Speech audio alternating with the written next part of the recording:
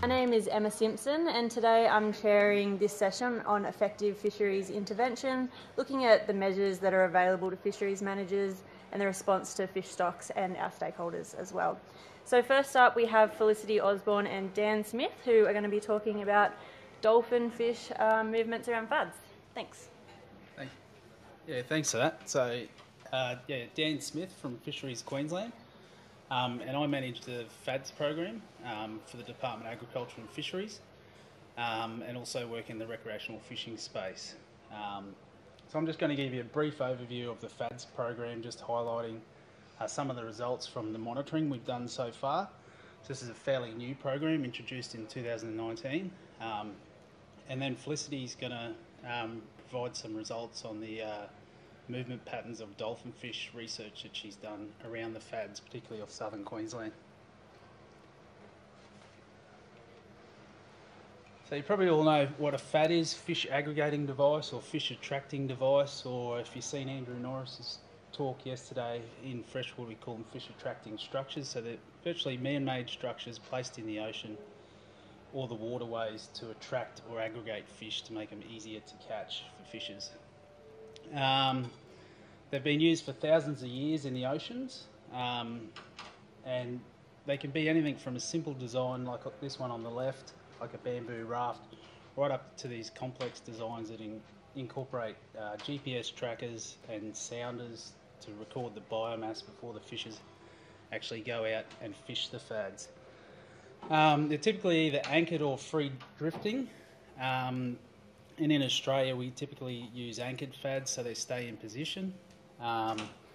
Take the Pacific Ocean, for instance. At any one time, there's up to 25,000 registered FADs deployed in the Pacific Ocean. In Australia, just about every state has a FADS program. New South Wales probably the longest running FADS program.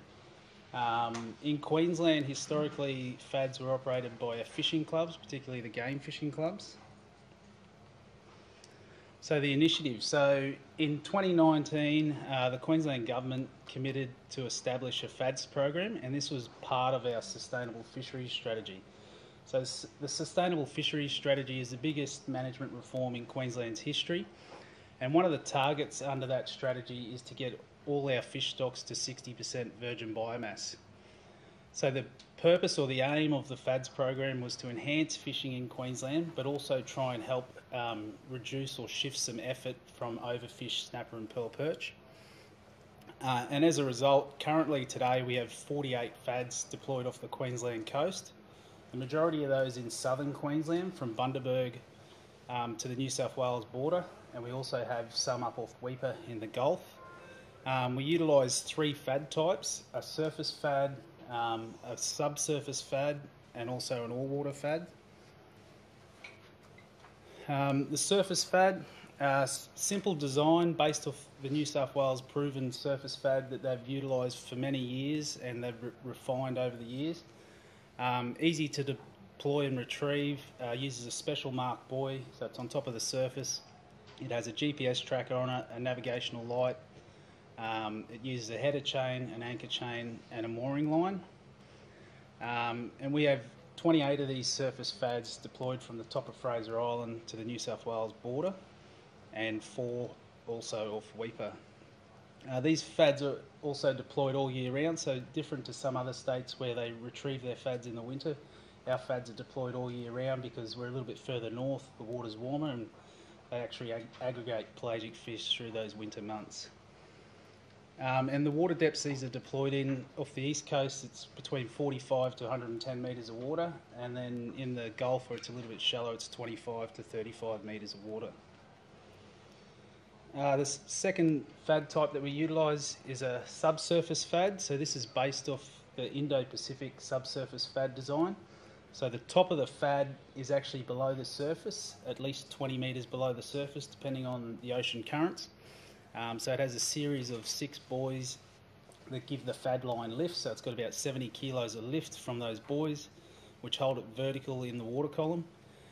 And this is the first of this design utilised in Australia. So we slightly refined the design, and there's no metal components in the top section. It's just purely rope. It uses a swivel down the bottom to take the twist out of the line. And we've got 12 of these deployed off southeast Queensland in little clusters of 3 straight out from the main ports. So these are deployed all year round, and they're for the larger pelagic fish. So they're deployed in deeper water, so they're on the top edge of the continental shelf in 220 to 300 metres of water. And the third design that we've utilised in Queensland is all-water fad. So this fad, similar to the surface fad, but it also incorporates an anchor that's designed to aggregate fish, and these are used closer to shore in shallower water. So this is 25 metres of water off Bundaberg, and we have 4 of these placed in a cluster. And they're designed to not just aggregate pelagic species, but also demersal species. So monitoring is an important component of the program to understand the use by recreational fishers and charter fishers, and also even commercial fishers, and the success of that, so the catches associated with the fads. A quick overview of monitoring in Queensland. Like many other states, commercial and charter have to provide their catch data mandatory through the legislation, so that's done via logbooks and VMS and things like that. Recreationally, we have no fishing licence in Queensland, so we do have a permit scheme for freshwater where you buy a permit to fish in these dams, and then that purchases the native fish to restock them. So the way we sample our recreational anglers is through periodic statewide diary surveys. We have a boat ramp survey program, and we also have a keen angler program where fishers provide fish frames, and these frames go into the biological assessments that feed into the stock assessments. It's worth noting that also Sam presented yesterday on the Switch Your Fish campaign, and the fads were part of that, the pilot survey off Sunshine Coast. So dolphinfish were one of the 3 species that we encourage fishers to go and target other than snapper and pearl perch. So in 2019, we kicked off, when the fads went in the water, we kicked off targeted fads boat ramp surveys. So this was to try and determine the awareness of the fads program, because it was a new program, the recreational fishing activity around the fads, and any effort shift potentially away from those overfished snapper and pearl perch, and the satisfaction of fishers fishing around these fads. So these surveys were done around good weather windows, and they were done at ramps that we thought were likely where the fishers would be accessing these fads offshore to southeast Queensland. So these surveys were undertaken between 2019 and 2021, and obviously some of those months were impacted by COVID. As a result, we did 1,243 interviews at the 10 ramps that you can see on the left there, where the black dots are of southeast Queensland and the yellow dots are the fads. We noticed the awareness increased over the sampling period, as you would expect. So it went from 63% to 80% aware of the fads program. Of the fishers interviewed, 70% of the fishers fished offshore, and of those offshore fishers, 24% fished the fads, and then 12% fished for both snapper and at the fads. The average fishing time at the fads was around 48 minutes, and the medium 60 minutes, so they're not spending a lot of time at the fads, but they are fishing the fads. And the interesting result was when we asked the fishers, so if the fads weren't there, what would you have fished for, or what you would have done? And 40% of the fishers said they would have used that effort to fish for snapper and pearl perch, so there's a direct effort shift away from those species. Dolphinfish were the most prominent species in the catch, representing nearly 50% of the catch. We did have some demersal species from the Gold Coast fad, inshore fad, and we think this is likely the fads are placed on the reef lines, and we had fishers there fishing close to the bottom, so they were catching demersal species. The challenge with the survey was that we noticed from the results was actually getting the fad fishers. So off Brisbane there's multiple access points and ramps where you can actually access these fads, and then also fishers that have larger vessels, so launching from marinas or from private residents, so not getting any data from those fishers. So off the back of those results in 2021, we introduced a FAD fishing form. So this is just a simple Microsoft online form. And this was to gather data on that gap of those fishes that we're not accessing at the ramps. And we particularly targeted the avid fishers through the clubs, so the game fishing clubs and also the spearfishing clubs. So we went along and recruited fishers at those clubs, and we used their email address to send them reminders around good weather to fill in the survey. So they provided us with some really good data, particularly on the subsurface FAD. So we got some data on blue marlin catches and yellowfin tuna and striped marlin that the boat ramp surveys were not picking up on through these avid fishers. But we also recognised a challenge in getting recreational anglers to report data. So we have over 300 fishers registered, but only 100 trips. So it was only the same fishers that were responding to the survey. So also in 2021, so as we wrapped up the targeted FAD boat ramp survey, we rolled 2 of the questions into our standardised boat ramp survey program. So the standard boat ramp survey question program runs at 48 ramps across 15 regions in Queensland, and it's been running for more than 12 years. And each ramp is randomly sampled 5 times a month, and this gives us long-term catch trends at those ramps. And we're looking at including depredation questions into that boat ramp survey in the future. The all-water FADs, so not only just through the boat ramp survey and also the FADs fishing form, we also undertake underwater drone and sonar surveys. And that's not only just for monitoring, but it also helps with the maintenance of those FADs.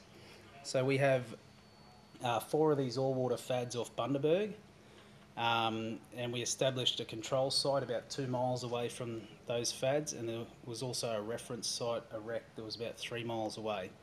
So prior to the FAD deployment of these all-water FADs, which occurred in 2021, we had only 2 species of fish recorded at the all-water FAD sites. In July last year, we did the first survey and recorded 25 species of fish and a massive increase in biomass. It's worth noting that of those species, only 13 of those species were recreational important species. The FADs are also form part of the integrated marine observing system animal tracking array, so around Australia for tracking tagged animals. And yeah, so we've got 22 of the FADs fitted with acoustic receivers, and they help to detect tagged animals, and we've had a significant detection of tagged animals, which isn't surprising when you consider where the FADs are located on the main reef lines. Just one interesting one, we've had 53 individual different white sharks detected on the FADs off southeast Queensland, so that also feeds into things like our shark smart behaviour, so we're getting a better understanding of where these sharks are moving in and around our beaches and offshore.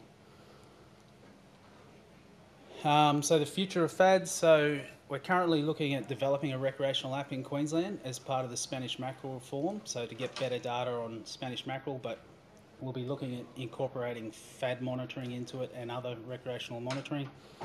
It's worth noting that a large area of the Queensland coast is Great Barrier Reef Marine Park, and they've currently got a draft policy out for consultation at the moment which says no FADs or artificial reefs to be deployed in this area. So that could be a hurdle moving forward. When you look at the Exmouth example from yesterday, where they had an artificial reef near shore, so it was out of the weather conditions that families could access close to shore. We're also considering options of integrating into the buoys some water or weather monitoring, and more recently with that network array of acoustic receivers we've got, we're looking at answering some questions that the fishing clubs have about billfish movements, particularly sailfish around the Sunshine Coast and in the Gulf. And now I'll hand over to Felicity, who will quickly run through the movement patterns of dolphinfish. Okay, thank you, Dan. He's introduced the FADs really well, and we saw this opportunity with the new FAD program in Queensland to start tracking the movements of dolphinfish, which hasn't been done in Australia quite successfully yet. One was done in New South Wales in 2015, but that wasn't really successful because the dolphinfish kind of went offshore and were never seen again. So, is that playing? No. That's okay, it's just video. So we chose mahi-mahi. It's just not. That's okay, it's fine. It's basically fish swimming around our fads, so you don't need to worry about that too much. But we chose them because they are highly migratory epipelagic species. They utilise our ocean attributes, and they're also targeted by recreational and also charter and commercial fishers. So we surgically inserted 60 VEMCO tags into dolphinfish. So internally inserted these V13 tags, which transmit pings every 90 seconds, which are picked up by our receivers, so down the array that we have in Queensland, and also down the east coast of Australia. So we also have the FADs in New South Wales that pick up information from our dolphinfish movements. And we deploy them around this, focus them around the FADs with acoustic receivers, so we could see where they were being deployed and then get those movement patterns from there. We're just doing our preliminary results at the moment because we're still analysing our data, but we're basically using this Remora program from IMOS, and it shows that shiny report, so we can see that we've had 40 of our tags picked up, so our transmitter's been picked up, so it really shows the importance of high replication in these tags. So out of the 60, we got 40 for mahi down the coast. There are 184,420 detections from these transmitters, so it's a high volume of data that we can assess. And you can see that it's gone from our FADs in Queensland and right down the coast, so we've got some down in the Bondi Line and Seal Rocks.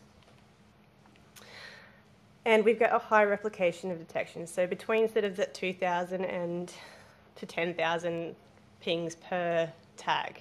So we're getting quite a lot of information from these tags.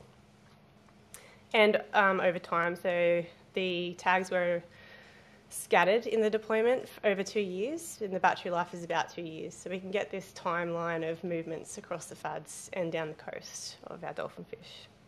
So you can see some have been staying around the FADs for quite a long time, some have been moving on, and then some have pinged a couple of times and then taken off somewhere else. So an interesting pattern that we found was two of our dolphinfish actually stayed quite a long time on these FADs. One for over 12 months, stayed on FAD 7B, so that's just off Mooloolaba, and then another one off FAD 6, which is off Moreton,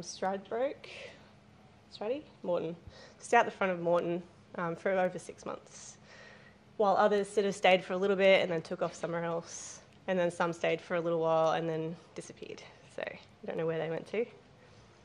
We also see a high level of connectivity, so it can show the larger the circle, the more important that FAD is in that program, and the darker the line is the replication, so that movement between FADs that we're seeing from these. So we can see that FAD 7B is quite important in these top 20 tags that we have through here, and then the lower 20 is quite a lot of connectivity through those as well, and right down to the Bondi Line as well. An example of one of these is tag 55080. So he was deployed at FAD 12B, he or she, not sure yet, and then went to FAD 2 and back to 12B a couple of times. Then it's taken off down to Seal Rocks, stayed there for a little bit, and then come back up to Double Island Point. So quite a lot of movement to and from southern and northern migrations.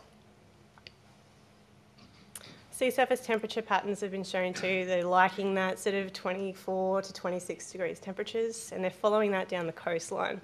So you can see over time in our far left or right for you plot, we can see that change in sea surface temperature heading down the coast, and you can see it sort of cruising down around those detection tags. You can see them following that warm water down the coast. We're also utilising our currents too. So with the Remora program, you can download all of the ocean attributes, so sea surface temperature, currents, and sort of pattern those onto the detections. So you can see the dolphinfish, I don't know if you can see the little red dots, might be a bit hard at the back. They're sitting on the edge of these currents and these eddies and freddies. So utilising these movements of currents through that water as well as the sea surface temperature. So this is a very collaborative project. We thank everyone that was involved. and I'm out of time. So, thank you. Thanks,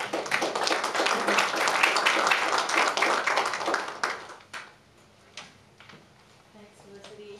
Thanks, Dan. We might just save all the questions to the end. We're going to move on now to Diana Perry, who is a PhD candidate all the way from the University of Florida. So Diana's going to talk to us about spatial planning for stocking. And yeah, take it away. Hello, everybody. I'm Diana Perry. I'm a fourth-year PhD candidate at the University of Florida, working with Ed Camp. Today, I'll be talking to you about stocking spatial planning, specifically using largemouth bass as a case study to examine trade-offs in recreational fisheries. Initially, I'd like to thank Lisa Chong, Brett Van Porten, Kyla Renzen, and Ed Camp for their help and support. Otherwise, I would not be here today to present this. So fisheries management has a number of different trade-offs. They typically lie along these three curves. The decisions that are made along the red curve and the green curve are typically easier to make because as you make progress towards achieving one objective, you can still achieve a fair amount of progress towards the second objective. However, objective trade-offs along the orange curve are typically more difficult to make, because as you make progress towards one objective, you lose significant progress towards the other objective. So in recreational fisheries, one of those trade-offs would be between socioeconomic objectives and conservation objectives. Other examples of that would be total effort versus satisfaction per trip, trophy size catch, and catch rate. There are also a number of different objectives in recreational fisheries. Today I'll be focusing mainly on these three: conservation of wild populations, sustained or increased fishing effort, sustained or increased angler satisfaction. Within fisheries management, there are a number of different management approaches. They typically fall into these two categories, the first being restrictive, so often we see size, bag limit, or even participation limits in limiting the number of permits we can give out. There might be gear type restrictions, defined seasons, or area closures. Another large category of management measures are augmentative. One would be habitat restoration. In Florida, one common habitat restoration approach is using aquatic plant management. And then another augmentative approach is stocking. We will be focusing on stocking, or stock enhancement, as it's often called today. So my main research question is, how can stocking be used to address trade-offs between conservation and socioeconomic objectives? I'll be using a model to address this question, but specifically, as I mentioned before, using largemouth bass as a case study. So why largemouth bass? In Florida, there are hundreds of thousands of passionate anglers for largemouth bass, and so we have a lot of data and motivation to understand this particular fish. These anglers contribute a lot to the local economy, so this fish would have a high economic value, and largemouth bass is stocked throughout the world. So all of these characteristics of largemouth bass make it a great candidate for understanding how can stocking this particular species help in management objectives. So going back to those three main management objectives that I'm looking at today: wild fish conservation. In Florida, there's a high voluntary catch and release participation within the fishery. Also, Florida has highly productive natural systems, so we have a pretty high level of wild fish, the wild largemouth bass populations. Sustained effort. We have actually seen a slight decrease in participation in freshwater fisheries in terms of license sales over the last few years, so this would be a point of interest in how can we revamp that and increase that effort.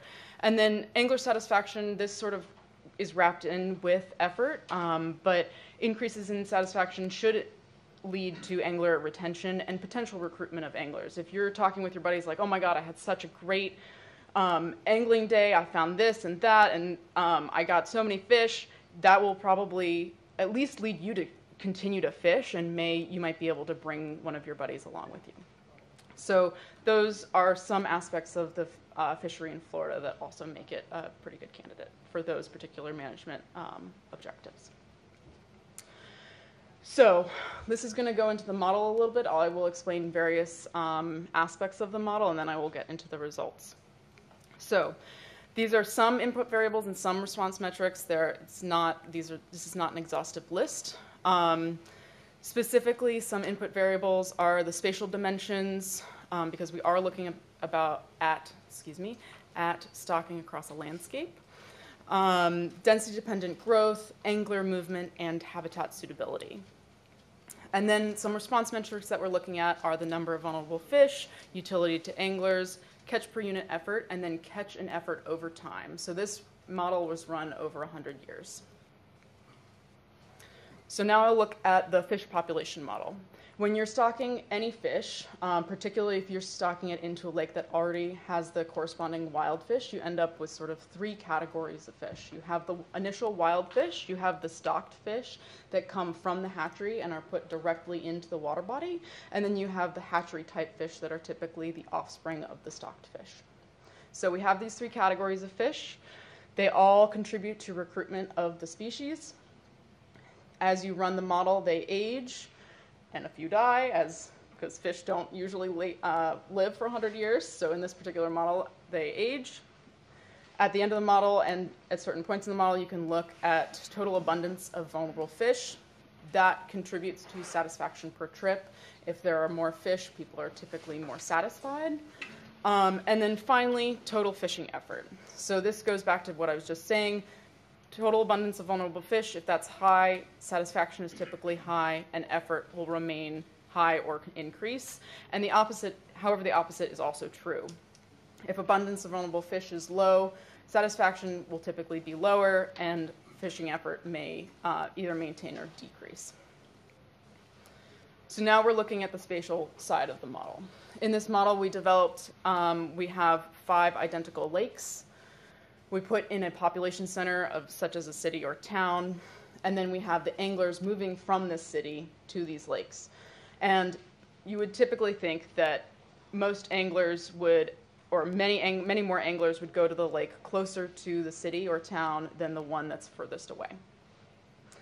I also mentioned habitat suitability. As we built this model, we also built in the ability to adjust habitat suitability for recruitment. So in this particular example, and I'll talk about this example briefly in the results, I have habitat closest to the city as the worst. It gets slightly better, and the last 2 lakes furthest from the city have sort of pristine or untouched habitat. And then the final and very important part of this model is the stocking. So in this example, I'm stocking the 3 lakes closest to the city. In this model, I can also determine whether I only want to stock 1 lake or if I want to stock a lake that's further from the city, or set of lakes further from the city. And then we have angler movement. So we mentioned that typically anglers move closest to the lake closest to the city, and fewer anglers move to the lake furthest from the city. Here we just have 3 different angler effort responses. So as the number of vulnerable fish increase, the effort might be flat, as in the solid black line. It might be moderate, as you can see in the slightly larger dashed, slight increase over time, or over the number of vulnerable fish, and then a dramatic increase. So this would be the high effort response. So what did we find? Going back to this example that I just told you about, we have the habitat closest to the city being the worst. It gets slightly better as we go further away, and we have pristine habitat furthest away from the city, and we're stocking the 3 degraded habitat lakes. Initially, we see that conservation and socioeconomic objectives are pretty positive in the lakes that are stocked and have degraded habitat, and they're slightly negative for both of those objectives in the pristine lakes. However, over the long term, we see that conservation and socioeconomic objectives are slightly negative in those 3 stocked lakes. Conservation is about neutral for the lakes that are not stocked, and the socioeconomic objectives are definitely have a positive swing in the non-stocked lakes and habitat where habitat is pristine. So this next figure is a lot, so I'm going to explain it very briefly, and then we'll go through each row. On the x-axis, so at the bottom here, we have number of fish stocked. On the y-axis, we have length of stocking, so how big are these fish that we are stocking. Each row is a different metric. The top row is satisfaction, so angler satisfaction. The middle row is trophy biomass, and the bottom row is wild biomass. Within each row, we have the scale on the right. So if it's high within that row, it's in the darker color red, and if it's low in that row, it's a sort of light beige.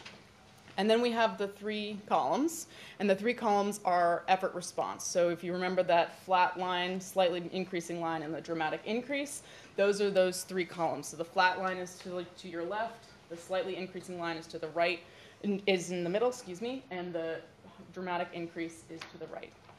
So looking at satisfaction, we can see that anglers are happier when you stock more fish and you stock bigger fish.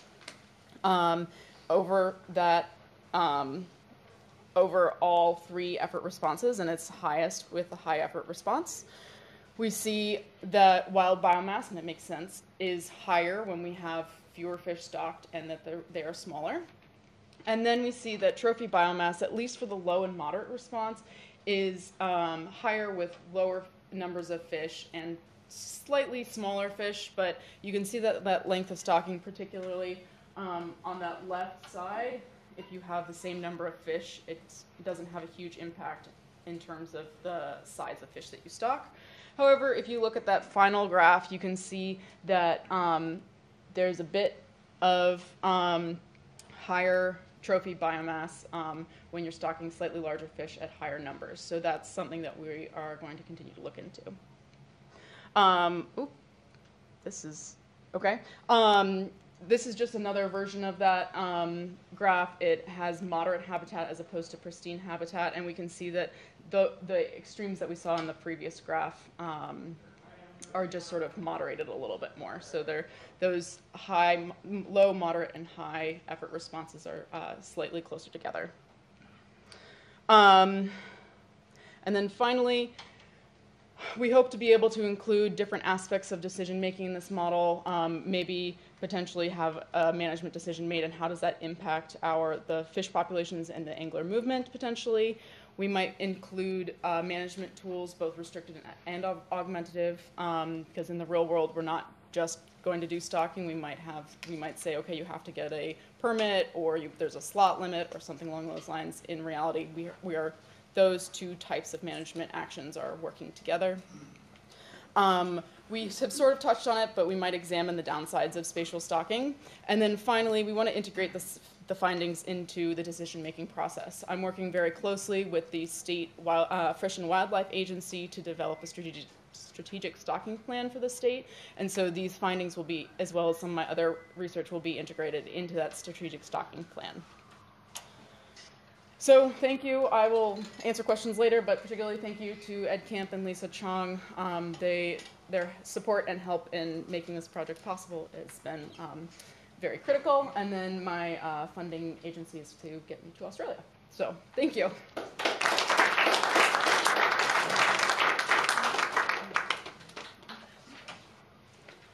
Thank you for that. We'll hold on. We have 2 more speakers for this session, so we'll do questions for Diana after this. So next up we have Barrett Wolfe. Barrett's a junior research fellow from IMAS, who's going to be talking about catch and release practices for swordfish in southeast Australia. There has been a bit of a program change. There was Kate Stark who was pulled out, but yeah, Barrett is now going to talk. Thanks. Thank you. Yeah, apologies if you're here to hear about sand flathead from Kate Stark, but I'm going to talk about the most awesome fish in the ocean. I'm going to prove that today, and it's data to inform its emerging recreational fisheries management in Southeast Australia. Now, swordfish support commercial fisheries pretty much worldwide. In this part of the world, they're managed as a Southwest Pacific stock, and they're taken by Australian flag vessels in the eastern tuna and billfish fishery. Now, recreational anglers absolutely froth at the thought of catching a swordfish, and if you don't believe me, just take it from Zane Grey himself. I'll give you a second to read that there. But the long story short, full body tingles at the sight of a swordfish on the line. I still haven't seen that implemented in harvest strategy goals for recreational fisheries in Australia, but he was 100 years ahead of his time. So, despite that much excitement about these fish, recreational fisheries themselves have been slow to develop, and the main reason why is just access to the fish. because of their behavior. Now they undergo this diel vertical migration, and during the day when most people are fishing, they're well out of range of typical game fishing methods. So other than the occasional basking event, which are common in some areas, recreational fishing for a long time consisted of a little light recreational harpooning. About 50 a year were taken off the coast of North America in that way. Taking a note from the commercial fishes playbook, they were targeted at night at some point just by drifting baits, but in a lot of parts of the world it's not that nice being out there all night, especially if you're not catching anything. And then there was a big development. A very interesting guy, a cardiovascular surgeon from Venezuela named Ruben Jaén, he pioneered this technique known as deep dropping and figured out the gear you need to actually target these fish during the day when they are deep in the mesopelagic zone. I think he also caught the first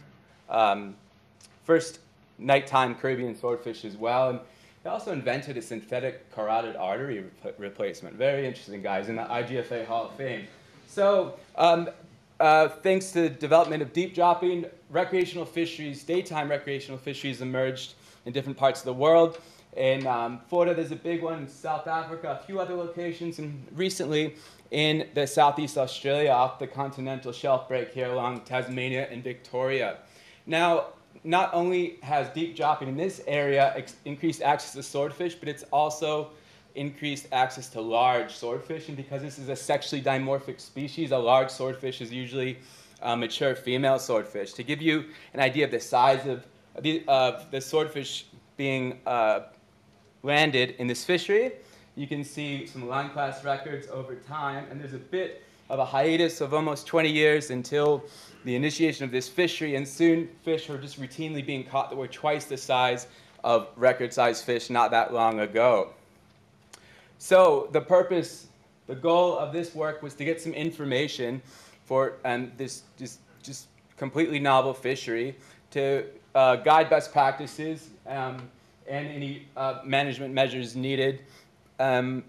So we're looking at catch and release practices, post-release survival, gear, any indicators that can tell you if a fish is likely to survive.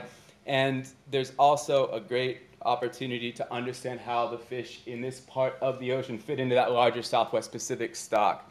So Sean Tracy, we did this with satellite tags. Sean Tracy was getting these tags out in that first year when the first swordfish was caught and right at the initiation of this fishery. What happens is, working with the recreational fishes, fish are, once they're landed and brought alongside the boat, their condition is assessed with a scale I'll show you in a minute. If they're deemed suitable for release, if they're not completely moribund, they get a satellite tag, a PSAT. Now these tags are programmed to pop off if depth data being recorded by the tag is consistent with a mortality, if there's just constant depth after a while or that sort of thing. So we can tell whether or not the fish that was released survived. This is that scale, just some indicators of damage, physical damage sustained during angling, and a few others for general condition of the fish. So overall, 26 swordfish were landed, up to about 350 kilos. And if you don't believe us, I think among the ones that were landed, up to about 316. So it's not all tall tales there. There's some very large fish. 14 of those 26 were tagged and released. Of those 14, one tag didn't report. Of the remaining 13, there were 2 mortalities. Now this is the depth data from a happy swordfish. Those gray shaded areas are nighttime. Shallow, they're at night. There's just really routine, uniform, deep dives, happy swordfish. That is a post-release mortality. The tag just drops straight to what's probably the seafloor and doesn't move for a couple of days. It pops off and it reports its data to the Argo satellite system. Here's another post-release mortality, just the third night there. Just a sudden drop to almost 2,000 meters, and the top tag at that point is too deep for a swordfish. The tag pops off at that point to protect itself from the pressure and reports back. This is a natural mortality. So this was months after the fish was tagged, and you can see the behavior starts to get really erratic there during the day. And that fourth night, the fish is doing these weird bounce dives. If I had to guess, I think this is probably a buoyancy dysregulation sort of issue. And then that deep drop and the tag pops off to report. So putting all that together, the fish that were moribund upon landing and post-release mortalities, we get an overall mortality rate of 56%. But among those fish that were assessed to be healthy enough for release, that's only 15.4%. So, so flipping that, that's about 85% chance of survival is the glass half full of water way of saying that. So this slide is just to show you, like, it's a limited sample size, and there's pretty wide confidence intervals around that estimate. But you know, it's not so bad when you consider how many tags. Just cost prohibitive to get if you wanted really narrow confidence intervals around that estimate. And also the bottom figures just to show if the tags didn't pop off, if the fish didn't die after the first 3 days or so, the tag stayed on for months. So it was pretty clear what was a capture-related mortality and what was just a tag loss or other event, and that one natural mortality I showed. So of the 26 fish, condition could be assessed by 25 because one got smashed by a mako shark, and I don't need statistics to tell you that's bad for your health. So the two main indicators of post-release survival, the two main indicators of trauma we saw here were abdominal distension, or pot belly, reflecting presumably barotrauma or swim bladder overinflation, and deep hooking injuries, so around the gills or in the gut. So when either of those was what we consider severe or very obvious, none of those fish survived. Those were the two main ones. There's a few other interesting ones as well. I think the one fish that was released with an inverted stomach swam off, and it survived. The tag stayed on for the whole 8 months. So to isolate those, because sometimes those indicators were co-occurring, and also look at the effect of fish size and how long the capture event was, we can do some modeling. And interestingly enough, the size of these fish and the length of angling did not, there wasn't evidence of an effect there. But overall, we estimate with neither hook damage or barotrauma present, an 89% chance of survival. If either of those are in the severe form, just 6 to 10% chance of survival, and it's all bad if they're both present. Quickly with gear, the sample size is too small to really conclude, but it's really fair to say, I think it's pretty fair to say it's not a silver bullet, because we did have an internal gill hooking with a fish landed with a circle hook, and there's a couple foul hookings as well.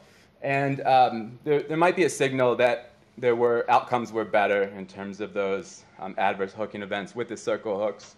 And in a larger sample size of interviewed anglers, they reported slightly lower rates of those gill hookings with circle hooks as well, but they were still present. So it's not a silver bullet, as I said. So it's really tempting and intuitive, because they're superficially similar, to take that big bill fishing, game fishing, catch and release ethos and apply it to this fishery. But swordfish are actually really quite different. They're kind of oddballs among the billfish. They're in their own family, so taxonomically they're different. The behavior certainly is that diel vertical migration, and their physiology as well. So if you are going to participate in the fishery, anglers need to be prepared to humanely dispatch a fish. That means bringing ice on board and that sort of thing. But if you are participating in the fishery, you can identify fish that are likely to survive release, and it's based on those really easy to identify indicators of trauma. So what is the deal with barotrauma here? Now, typically in recreational fisheries, that arises because just of gas expansion overfilling the swim bladder, but it doesn't really fit this situation, because swordfish will volitionally rise when they're hooked to the surface. They do it on their own and bouncing up to the surface for a basking event. And in other fisheries where they're trialing commercial gear, that's a similar deal, but they're just mechanically hauled, so they come up really quick from depth. They don't have the issue either. So you get me going if you ask about this, because I have my speculation, but I think it's about some of that high-performance physiology that swordfish use to power all of their adventures and that sort of thing. that actually relates to how a swim bladder is full, which is by knocking oxygen out of the bloodstream to fill a swim bladder under pressure. And there's some evidence some fish can use that to actually supply more oxygen to the tissues as well. So if that gets dysregulated, then you might have a problem. But that's an area that needs a bit more research. Happy to talk later. I want to make the point that this is a niche fishery. The stock, which is currently not overfished, it's not likely to impact the overall stock, and probably not what's the annual take by Australian flagged commercial vessels as well. It's still just a fraction. That said, there is evidence that swordfish can they've structured movements, and the evidence there's fidelity to bathymetric features like seamounts and that sort of thing, which could result in localized depletion. So it is worth taking a look at their movements. So here's one here's a hometown swordfish tag not too far away. Run through again. So this one's stuck around. The tag popped off, and it was not too far from the release location. And then there's a false bottom here, so that's 1,000 meters. And you can see those classic, the purple or the twilight periods and the day and night are color-coded there. See that classic behavior, but not all of them stay at home. If you read these plots, each one of those is a swordfish. Read just like a book left to right and top to bottom. And you get a portion of these 11 tagged fish underwent this seasonal migration well into the Coral Sea. Once they got there, some behavior modeling suggests they kind of switch over to this, what we call lingering behavior, because they're not quite sitting still, but they're not moving around too much. And we think this is probably spawning related. We know swordfish spawn once they get in water is about 24 degrees or so, and depending at what point in the season they made this migration, they went to different extents into the Coral Sea, into lower and lower latitude. I just want to make the point that while the tag deployments were usually at most 8 months, so the tags were popping off while they're still in the Coral Sea. At least one fish made it back down, and the tag popped off while it's still just 100 meters from where the fish was caught. So there's some suggestion of seasonal site fidelity, like that's a repeat pattern. Now, the way this fits into our understanding of swordfish is there was this great study before, 29 fish tagged in southeast Queensland, which is where the commercial effort is focused. And they generally show this regional association, maybe 5-10 degrees away from where they're tagged on some pretty long deployments. But what we found in our sample is only one of those fish crossed 40 degrees south and entered these temperate latitudes. Here, pretty much half of our sample not only made it into that area where the commercial effort is focused, but actually the entire extent of the range of the Southwest Pacific stock. So there's a bit more latitudinal temperate to tropical connectivity is what we've shown here with these recreationally tagged fish. I'm not sure how I'm doing on time. Yeah, okay, well, let's use it. Okay, so we know swordfish, the moon, we know moon phase can affect the depth, because they're really specific with how much light they like to have around. But what we're able, by controlling for every other possible driver, what we're able to show here is, on a 3/4 full moon, when the moon's waxing, the moon is already in the sky at sunset, and the swordfish are deeper. And then by the end of the night, when the moon has set, then they're up to very close to the surface, as if it's a new moon. So there's a very strong, even stronger signal of moon than previously has been documented, and it's not just the moon phase during a night, it's where the moon is in the sky and that sort of thing as well. So set your baits according. If you, a lot of acknowledgments here. Great project to be somewhat involved with, and there's my Hall of Fame down there. If you disagree, swordfish are the awesomest fish in the ocean. Well, bring it on. Yeah. Thank you.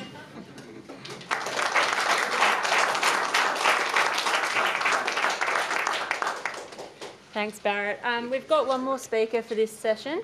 and that is Cassie Price, who is the Director of Habitat Programs from Ozfish. Cassie's going to be talking to us about coastal floodplain habitats. Thanks, Cass.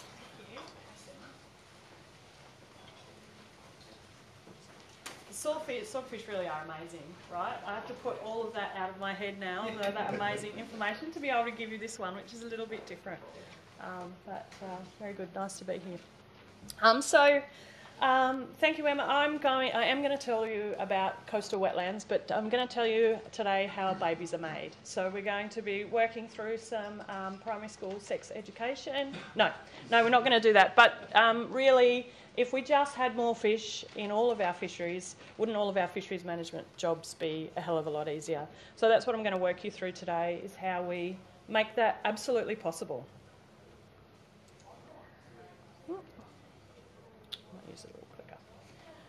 So looking around at some of our struggling fisheries around the country, something is definitely missing in the way that we're managing those fisheries. And through all of the speculation about the different sorts of ways that we can manage those fisheries and change catch and effort, we're still missing something. Those fisheries are still really struggling. If we can understand what habitat needs these fish have and change those habitat needs, restore the habitat that they need, we can really make a difference to the number of fish that we have. Thriving stocks in concert with responsible catch will give us the results we're looking for in our fisheries management. Sponge back there. So here's what we know. We know that for 70% of our fish and crabs and prawn species that we all love to catch, both recreationally and commercially, they can't complete their life cycle without some sort of time in their life cycle in a coastal wetland habitat. Most of the species that are in trouble need our coastal wetlands to thrive, and the fact that they're not doing well is absolutely no coincidence. So I'm a fisheries manager too. I've got a fisheries management major and a science degree, like all of our fisheries managers. But my path in fisheries management has been slightly different to a lot of yours. And I've spent most of my career walking a whole lot of coastal wetlands in Queensland and through New South Wales.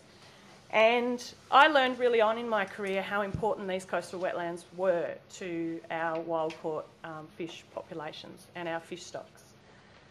Those red crosses up there represent the coastal wetlands that I have personally walked through Queensland and New South Wales in my 20-year career in wetlands and in habitat management. And I have to tell you that pretty much every one of them, and the reason that I was at them is because they're stuffed. They're all stuffed. They are absolutely not delivering the habitat needs that our fish need for healthy and thriving fish stocks. Not one of them. Not one of them. And we wonder why our fish stocks are struggling. So not enough people get it yet, and particularly not enough of our fisheries managers are really understanding this. And I'm going to explain to you why. And it's actually really simple. When fish have healthy habitats, the amount of fish in an estuary that the estuary can produce, the amount of baby fish that it can make is high. When we have healthy habitats and those fish have access to those habitats, we can make millions of baby fish. Sometimes that's referred to the carrying capacity of an estuary, and you've probably heard that term before. It's just how many baby fish our coastal wetlands can make. But when we limit fish access to our coastal wetlands, we drain them, we change them, we cut them off from their rivers, we absolutely make less fish, or our rivers make less fish.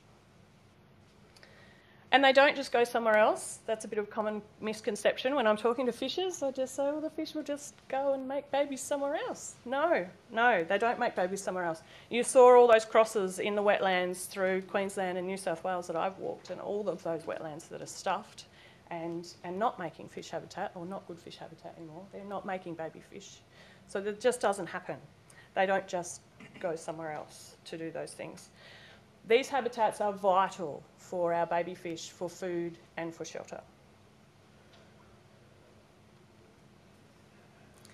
So when we limit our access to coastal wetlands and we're making less fish, I wanted to really introduce you to a wetland that I know really well. This is my favourite example. It's a love-hate relationship with this coastal wetland because we've been working towards restoring it for so many years now, and it's a real challenge. So meet the Tuckian Swamp. So the Tuckian Swamp is in the north of New South Wales. It is in our Richmond River catchment, which is our home catchment. If you listened to Craig's talk this morning, you would have heard him refer to retirement if we can get this fixed. And that's how big a challenge some of these coastal wetlands are. They're a lifetime of work for fisheries managers like me and like Craig. So this wetland it's a perfect wetland for making baby fish. It is right on that tidal limit, so it's mostly brackish or in the tidal limit between where mangrove and salt marsh are at the bottom end, and it moves into fresh water further up its catchment.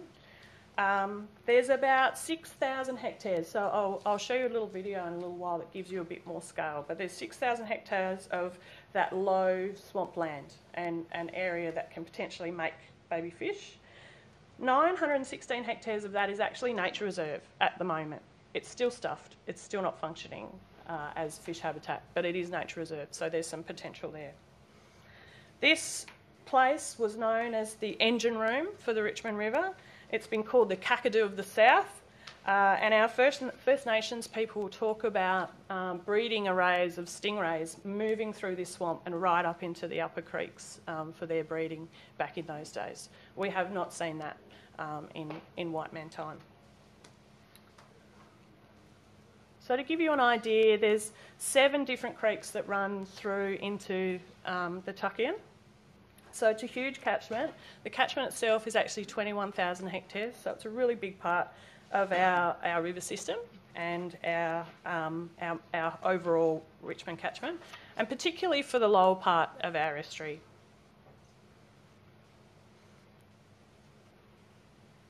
The Tuckian began being drained as early as the 1800s and into the early 1900s. In 1915, the Tuckian Drainage Trust was formed, and the land there divided, so this is the swamp land, the flat bit, divided into 48 farm lots that was sold off by ballot. So most of those families that moved to the Tuckian in those days, the generations of them still own that land today. So during the dry times through the 60s, the drainage was found to be so deep that salt water would now penetrate through and up into those drains.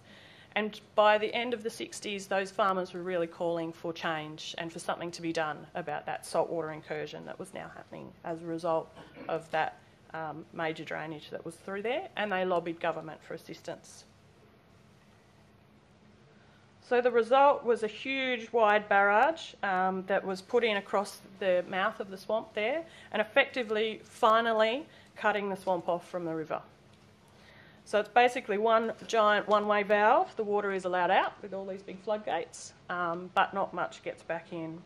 The result has been hugely declined habitat. That happened pretty well immediately and over the time of the drainage as well. But declining water quality and certainly habitat over all of that time. And it continues to get worse, which I'll show you. So I'll just play this little video. It's just some aerial footage of the Tuckian Swamp, and it will just give you a bit more of an idea of the scale, because some of those images really don't do it justice.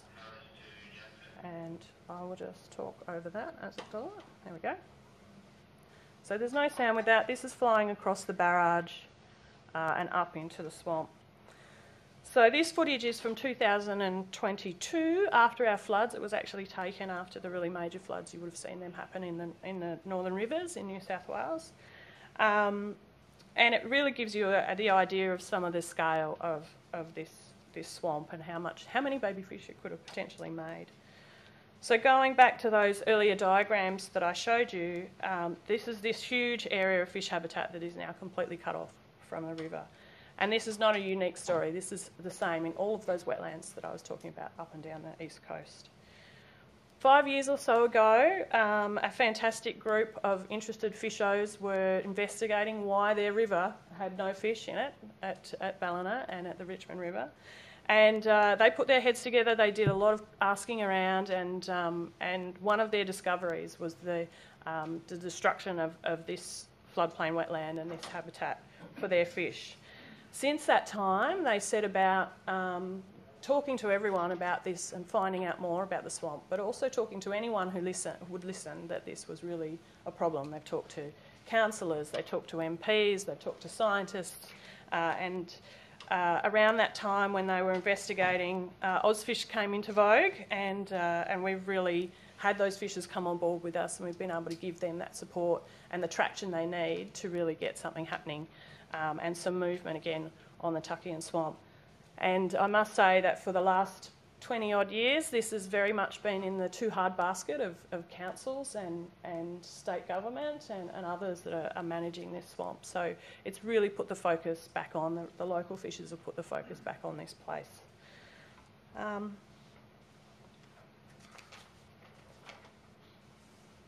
can see the size of it there, so that's some downstream area as well.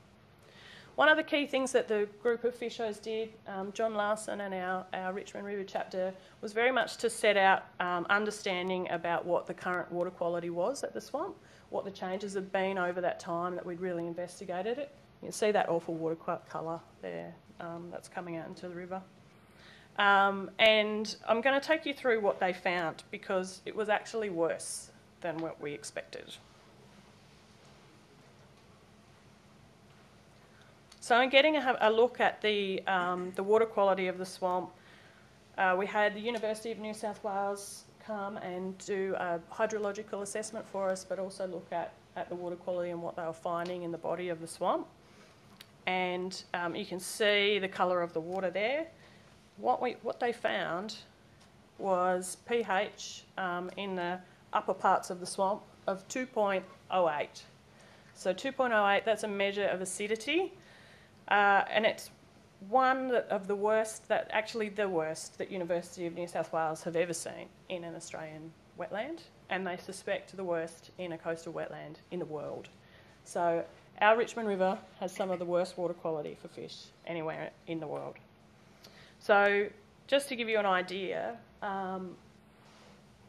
as I said, pH is a measure of acidity. So 2.08 is about the equivalent of lemon juice. So if you stuck your hand in lemon juice, it's going to sting all of your cuts. That's what the water is like here in some of this swamp. So you can only imagine being a fish, right? You're not going to be up in there. This image was taken actually when our new highway was built. So thank you, RMS, for the fantastic image of the road. But what we're actually looking at over on the far side there, if I can just point here. So this is our main river of and our main channel. The water flows this way. So it's the main channel of our Richmond River, comes out here. Up here is the Tuckian swamp, and you can see the colour of the water that's coming out there and joining in with our main river channel and out. It's pretty disastrous. And there's actually a great big, we call it the Tuckian Broadwater, there's actually a big sort of feeder that runs from the swamps up quite a fair bit higher. So you can imagine the volume of water that's coming out.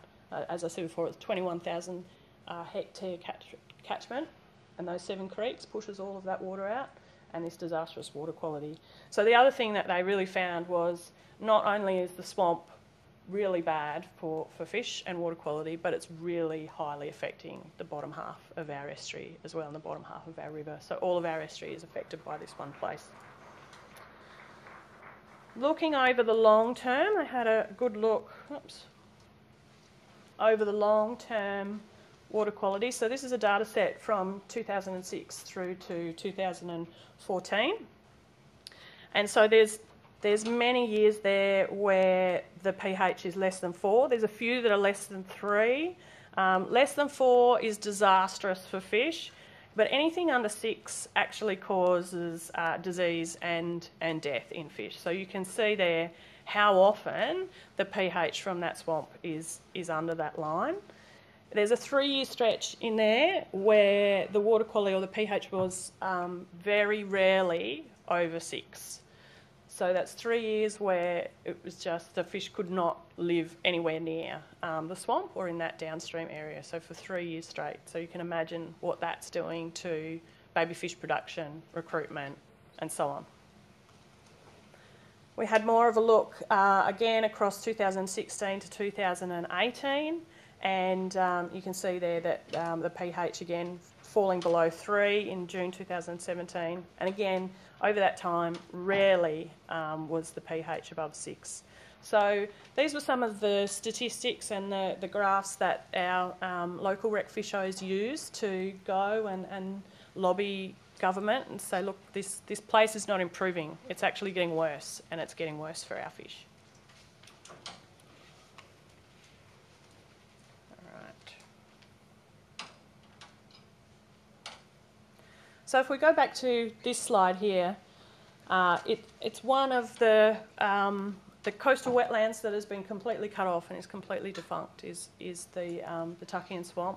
The traction that the recreational fishers have got now in getting some fixes or some progress in restoring that swamp back to some health where it is balanced between some of the agriculture that's there, but also in fish production, is really making a lot of progress. We've got our hydrological study that I talked about, which really outlined the different options there were to improve the water quality and the hydrology, make that hydrology more natural so that the whole swamp is functioning more naturally.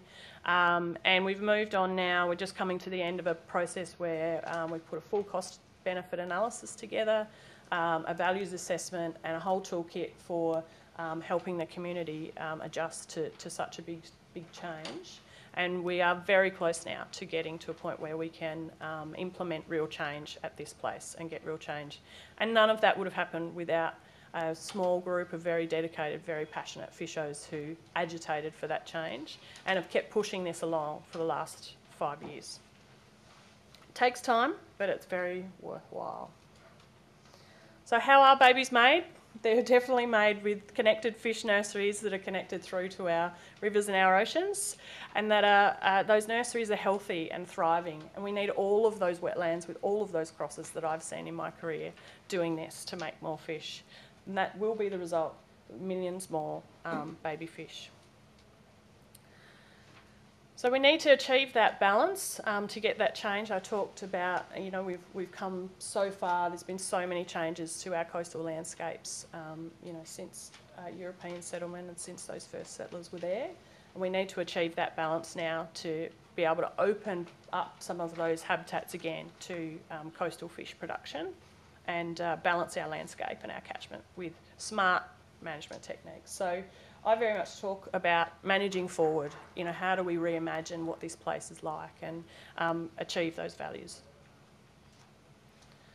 So, and if you're a fisheries manager and you're thinking, still, what on earth is she talking about? And this is not how you make more fish and how you make my fishery healthy.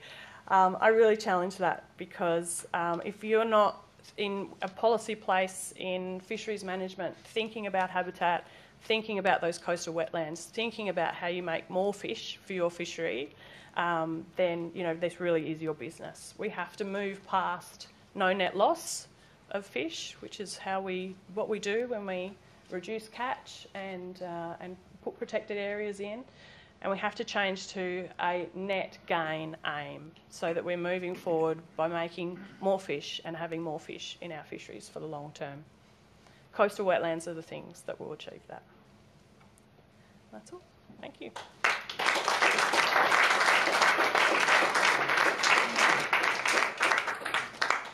Cassie. So this brings us to the end of this session. Kieran's unfortunately not here for his presentation, but does anyone have any questions for Dan and Felicity, Diana, Barrett, or Cassie? Cassie, with the 30-30 targets for marine protected areas, you mentioned that there was a nature reserve in there, which is a protected area. Yeah. Is there a risk with these protected areas that we won't achieve benefits if they are protected within areas of very damaged? That's right. But it depends what we're protecting for. We found with national parks and dealing with national parks in the Tuckian that they're very much thinking about what is on the top of that. And the coastal wetlands, you know, have a lot of hazelbarks and casuarina swamp, and to them, you know, that's important. They're protecting what's on the surface.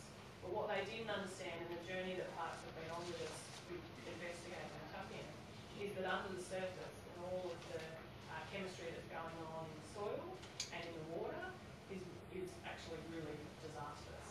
And they didn't actually understand that. They felt that the water quality and poor water quality was coming from upper in the catchment somewhere through that space. So we really had to walk them through that, and they're actually doing part of the values assessment that will balance what they're seeing on the top of the surface with what will be the natural production in the water. And that's the first time they've done that for that place. So, yeah, it's important that we manage it right. Yep. Knowing that the tucking cast is not a quick fix, if you could only do one thing, if tomorrow you could instill one restorative practice, what would it be? What's the most important? I would fill in all of those drains. It would make some farmers very unhappy, but I would fill in all of them. And that means that the wetland is then allowed to do what it wants to do naturally. The water can move through that naturally. It can move through slowly. And a big part of our coastal wetland management is to slow the water down, get it to move through more slowly. It allows fish access into all of those habitats.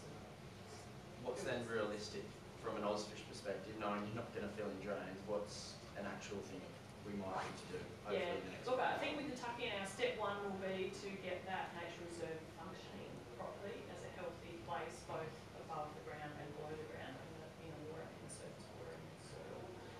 Step two is moving beyond that and actually reclaiming some of those areas that are now farmed, but are marginal and are very wet, and getting them functioning again. But there's some serious conversations with pastures and landholders to be able to do that. And we'll be able to fill in drains to an extent. So this is this managing forward idea of getting some balance in the landscape between let's make the bits that make fish best, make fish, and the bits that make cows and cane and macadamias best, make macadamias, cows and cane. Does anyone have any questions for our other speakers? We've got fads, dolphinfish, spatial planning.